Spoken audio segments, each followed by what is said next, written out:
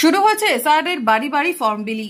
এর মাঝেই এবার সিএএ ক্যাম্প চালু করলো বিজেপি মুর্শিদাবাদ সাংগঠনিক জেলার পক্ষ থেকে জেলা বিজেপি কার্যালয় বৃহস্পতিবার উদ্বোধন করা হলো সিএএ সহায়তা কেন্দ্রের। এসআইআর আবহে কেন এই সহায়তা ক্যাম্প, কি বললেন মুর্শিদাবাদের বিধায়ক গৌরীশঙ্কর ঘোষ।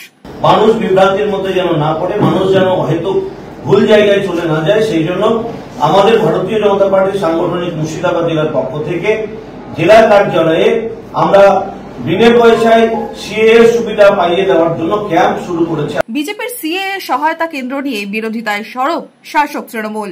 টিভিতে বসে রাজ্যের নেতারা বলছে যে এটা হচ্ছে ভোটার লিস্টে নাম তোলার, এর সাথে নাগরিকত্বের কোনো সম্পর্ক নাই। বলছো তো এর সাথে নাকি নাগরিকত্বের কোনো সম্পর্ক নাই?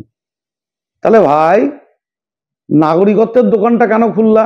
একদিকে এসআইআর, অন্যদিকে সিএএ সহায়তা কেন্দ্র। 26-এর বিধানসভা ভোটের আগে শাসক বনাম বিরোধী তুঙ্গে উঠেছে রাজনৈতিক তরজা। তৃণমূলের দাবি সিএএ ফাঁদ পেতেছে বিজেপি। যাদের ভোটার লিস্টে নাম আছে, যাদের আধার কার্ড আছে, সমস্ত মানুষের কাছে অনুরোধ, এই মুর্শিদাবাদ জেলায় বিজেপির এই ফাঁদ পেতেছে।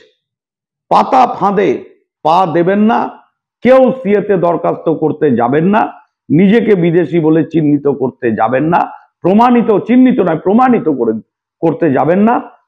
আস্থা রাখুন মমতা বন্দ্যোপাধ্যায়, অভিষেক বন্দ্যোপাধ্যায়। পাল্টা শাসক তৃণমূলের বিরোধিতায় সরব বিজেপি। মৃত ভোটার এবং একাধিক জায়গায় নাম রেখে দেয় কারা? শাসক দল। কারণ তারা সেই ভোটগুলো করিয়ে নেয়, ক্ষমতায় টিকে থাকে। যারা মৃত ভোটার এবং একাধিক জায়গায় নাম তুলিয়ে রেখে সেই ভোট নিয়ে ক্ষমতায় টিকে থাকে কারচুপির মধ্যে দিয়ে, তাদের আজকে মাথা ব্যথার কারণ হয়ে দাঁড়িয়েছে।